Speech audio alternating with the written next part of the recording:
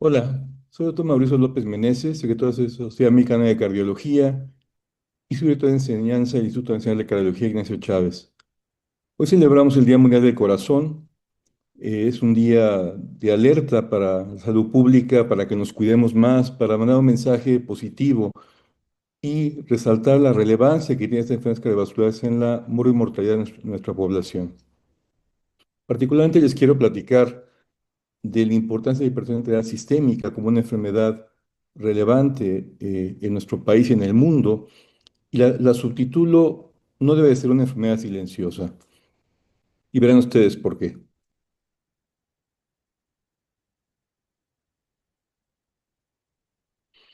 Esta frase me gusta, a veces el silencio es la peor mentira. ¿Es en verdad la hipertensión arterial una asesina silenciosa, como muchos se les conoce?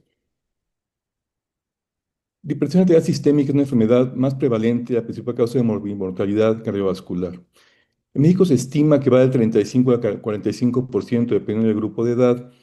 Y hay una importante disparidad étnica y racial, particularmente pacientes que tienen o adultos que tienen ascendencia afroamericana tienen una prevalencia mayor, cercana al 50%.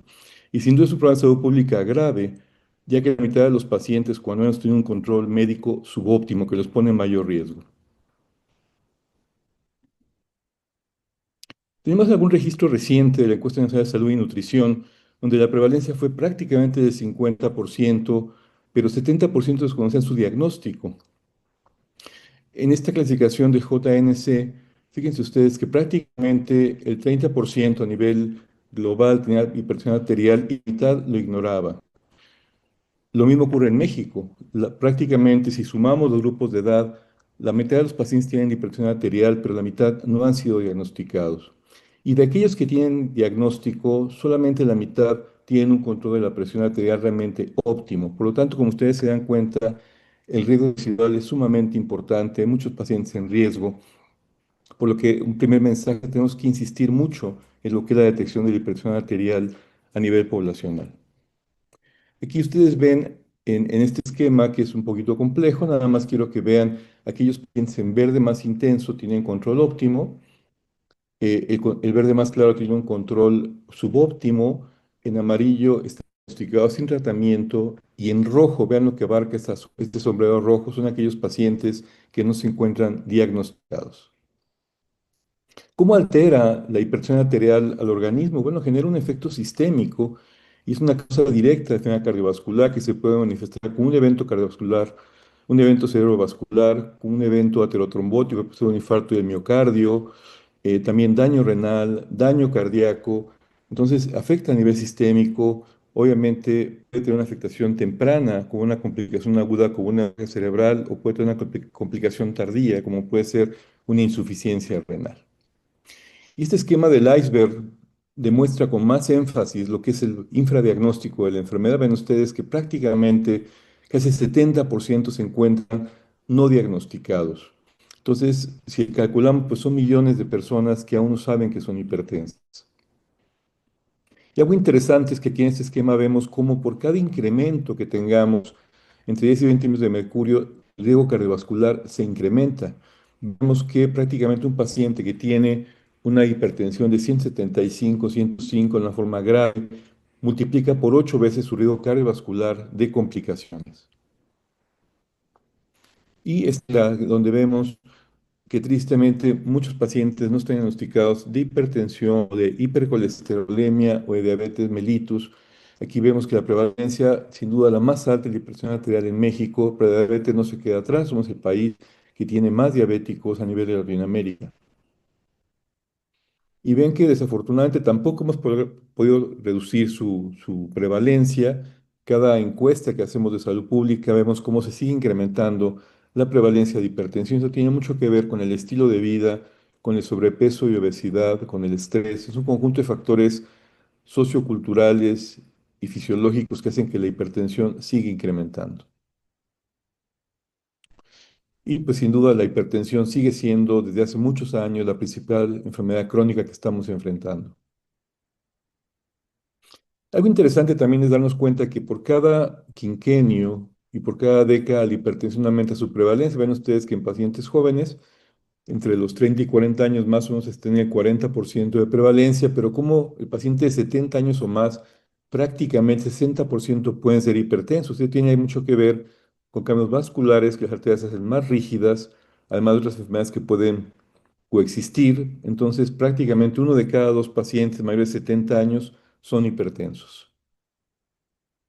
¿Por qué tratamos la hipertensión? Sin duda porque es el factor de riesgo mayor para la enfermedad cardiovascular. Comentábamos las complicaciones que pueden asociarse, acelera la aterosclerosis, estimula el crecimiento ventricular izquierdo de forma patológica, aumenta la masa del músculo cardíaco, puede aumentar la posibilidad de que el paciente padezca insuficiencia cardíaca, es decir, que el corazón no bombee bien, puede estar asociado a arritmias ventriculares y tiene un efecto global en muchos órganos.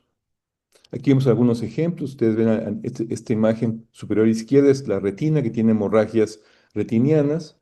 A la derecha es una arteria que se ve que está engrosada, es un cambio a nivel de las arteriolas renales. Y aquí vemos la masa miocárdica, cómo se ve incrementada, el grosor del músculo cardíaco en un corte transversal y las múltiples cicatrices del riñón por daño de la hipertensión.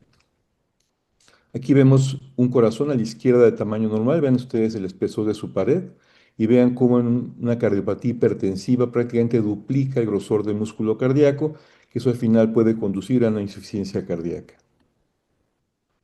La pregunta que planteé al principio, ¿es en verdad silenciosa la hipertensión arterial? Y cuando uno le pregunta a los pacientes, muchos lo subestiman, pero hay síntomas sutiles que son relevantes y que el paciente tiene que aprender a identificar. Por ejemplo, dolor de cabeza recurrente, a veces pulsátil u opresivo, una sensación de fatiga crónica, el zumbido de oídos y destellos luminosos, sensación de vértigo, mareos, inestabilidad, el no poder practicar ejercicio por una fatiga muy temprana, la retención de líquidos en las piernas y sensación de falta de aire que puede ser progresiva. Entonces, la pregunta, y siempre le recomiendo a los pacientes, aprende a escuchar tu cuerpo, aprende a sentir los síntomas, date cuenta si hay algo que altera tu sensación de bienestar y, por supuesto, busca ayuda médica para que seas evaluado, porque el diagnóstico de la hipertensión arterial al fin es un diagnóstico clínico. Entonces, otros errores o mentiras comunes es, solo tengo una hipertensión nerviosa o hipertensión reactiva. Hoy sabemos que un paciente, una persona que tiene crisis recurrentes o elevaciones de la presión arterial sistémica, ese paciente es hipertenso, ya prácticamente quedó en desuso el concepto de paciente hiperreactor. Los pacientes mayores manejamos presiones más altas, en parte es cierto, pero definitivamente los criterios diagnósticos siguen siendo los mismos. Los pacientes con presiones altas, aunque sean mayores, por supuesto requieren tratamiento médico óptimo. En casa nos podemos monitorizar y nos da una ayuda para el diagnóstico. Hay otras herramientas, pero sin duda también son útiles. Y es una enfermedad crónica hasta el día de hoy y requiere tratamiento permanente, continuo y con buen apego para tener buenos resultados. O otro concepto también erróneo es que las medicinas a largo plazo pueden hacer daño. Por supuesto que no. Lo que hace daño es la hipertensión descontrolada. Entonces, ¿qué objetivos tenemos en el diagnóstico de los pacientes? Primero, establecer el nivel de presión arterial, identificar si hay alguna causa secundaria que la provoque y ver al paciente en una forma completa, en una forma global, ver su actividad de riesgo en conjunto, no solo la hipertensión, sino también la diabetes, la hipercolesterolemia, la suspensión total del tabaquismo, los cambios metabólicos y, por supuesto, lo más tempranamente que la podamos diagnosticar para prevenir el daño al órgano blanco y sus consecuencias. Esta es la fase de riesgo, vean ustedes, evaluar al paciente en cuanto a cifras de presión arterial, la edad participa en esto, el peso corporal, sus lípidos que se componen por triglicéridos y por colesterol, cómo están sus cifras de glucosa. ¿Y cómo hacemos el diagnóstico? Bueno, el diagnóstico en realidad no es complejo, son mediciones clínicas. Hay que medir la presión arterial si tenemos tres o más mediciones, mayores a 140 mm de mercurio, en condiciones óptimas, ese paciente se considera hipertenso, no se requiere algún estudio muy sofisticado para diagnosticarlo. También contamos con herramientas tecnológicas como el monitoreo de presión ambulatoria que nos ayuda a tomar decisiones en 24 horas y poder dar el diagnóstico. Primero los pacientes se pueden diagnosticar en la consulta médica, con algunas mediciones en casa, no es difícil. Obviamente el examen físico, algunos exámenes generales de laboratorio para ver su estado de salud global y los exámenes de gabinete, que es fundamental, el electrocardiograma y la radiografía de tórax. ¿Cómo debemos medir la presión arterial en forma óptima? Primero, una habitación tranquila, al paciente sentado, que esté tranquilo antes de medirse, con los pies bien apoyados, la colocación correcta del brazalete, medir en dos brazos y esperar entre las mediciones. Como les comentaba, las cifras mayores de 140-90 deben hacer prácticamente el diagnóstico de hipertensión arterial sistémica y es un diagnóstico clínico. En el examen físico, los médicos nos enfocamos mucho a ver si hay algún dato de daño organo blanco. Obviamente medimos la presión arterial, verificamos la presión con cuidado, checamos los pulsos, que no haya alguna alteración a nivel vascular, los ruidos cardíacos, pulmonares, medir el peso, la talla, circunferencia abdominal del paciente y el examen del fondo de ojo, que es una ventanita para ver cómo se encuentra la vasculatura, los vasos sanguíneos, si hay alguna imagen ya de daño vascular. El electro es una prueba sofisticada que nos permite saber si hay aumento de la masa miocárdica, saber si hay alguna repercusión en el corazón, así como en la radiografía. Y otro estudio que también se ha vuelto muy común afortunadamente y que es disponible en lo general es el ecocardiograma. Entonces, la hipertensión arterial se puede clasificar de diferentes maneras. No quiero entrar en demasiado detalle, solo que sepan que las cifras mayores de 140-90 establecen el diagnóstico. Una cifra un poco menor como 130-80 puede ser presión normal alta, o que a veces se consideraba prehipertensión. Y una cifra mayor a 180-110 se considera una hipertensión grado 3, que es una hipertensión grave que pone al paciente en un riesgo inminente. Otro aspecto que también tomamos en cuenta es la suma de factores de riesgo. Si a los pacientes, además de ser hipertensos, se suman condiciones médicas asociadas como diabetes, tabaquismo, obesidad, el riesgo, como ustedes, se incrementan. Por ejemplo, un paciente que tenga una hipertensión grado 1, pero que tiene tres o más factores de riesgo, eso automáticamente lo coloca en un riesgo alto de enfermedad cardiovascular. Entonces, ya cuando esta es la escalera o la ruta crítica del diagnóstico, ya cuando hacemos el diagnóstico clínico, establecemos el riesgo del paciente, indicamos un tratamiento y establecemos metas terapéuticas para que el paciente sepa qué es lo que tiene que hacer, qué metas tiene que alcanzar, cómo debe de cuidarse. El paciente tiene que comprometerse con el médico para alcanzar adecuados resultados y, por supuesto, un seguimiento clínico estrecho para vigilar el adecuado control de la enfermedad y que tenga el paciente una buena calidad de vida. El tratamiento se divide en dos fases, en dos formas. Uno es no farmacológico y otro es farmacológico.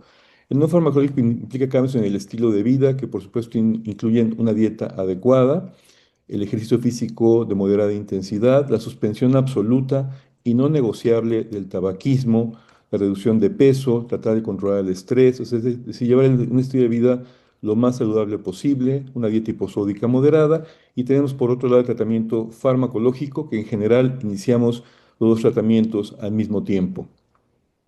¿Qué objetivo buscamos en el tratamiento de la hipertensión arterial? Mantener una presión arterial menor a 140-90, que en general la cifra ideal es menor de 130-80 millones de mercurio, que tiene como objetivos mejorar la calidad de vida, reducir la mortalidad, evitar que el paciente sufra complicaciones cardiovasculares y prevenir o en algún grado revertir el daño a órganos blancos. Y también que el paciente tenga los mínimos efectos colaterales y toxicidad por estos fármacos para que tenga una excelente calidad de vida.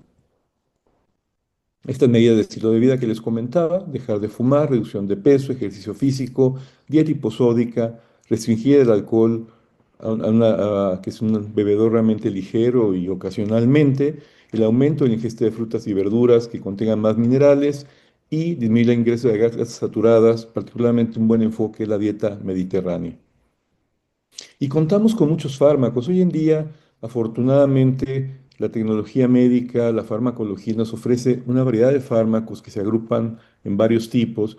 Y este diamante es un diamante virtuoso donde podemos combinar diferentes grupos de fármacos que nos permiten alcanzar las metas terapéuticas. Tenemos en general grupos como los beta bloqueadores, que son más antiguos, los inhibidores de la enzima convertidora de angiotensina, que también son bastante eficientes, existen hace más de 50 años los inhibidores de angiotensina, los ARA2 y los antagonistas del calcio, que en combinación de estos fármacos permiten alcanzar el control médico óptimo, les puedo decir, en el 95% de los pacientes. Hay un grupo de pacientes que no sea tan fácil, que se consigue hipertensión refractaria y que es otras estrategias médicas para poderlos tratar. Entonces, hay estrategias de tratamiento. En lo general, Tratamos de utilizar medicamentos combinados hoy en día. Iniciamos con dos o tres fármacos para que el paciente alcance lo más pronto posible el control médico óptimo.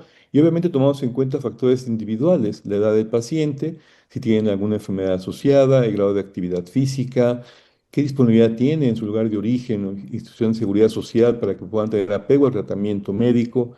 El costo, por supuesto, tiene algo que ver en todo esto y el estilo de vida que tiene el paciente. ¿Cuál será el antihipertensivo ideal? Que el paciente pueda tomar una pastilla al día, habituando sus medicamentos combinados, que logre las cifras objetivo que buscamos de control, que mantenga una estabilidad durante 24 horas, que sea seguro para dar con medicamentos complementarios, que tenga un costo accesible y que además ofrezca protección adicional a diferentes órganos. ¿Podemos contar con ellos hoy en día? Sí, sí los contamos y tenemos medicamentos sumamente eficientes. Ahora, ¿por qué los pacientes no se controlan adecuadamente?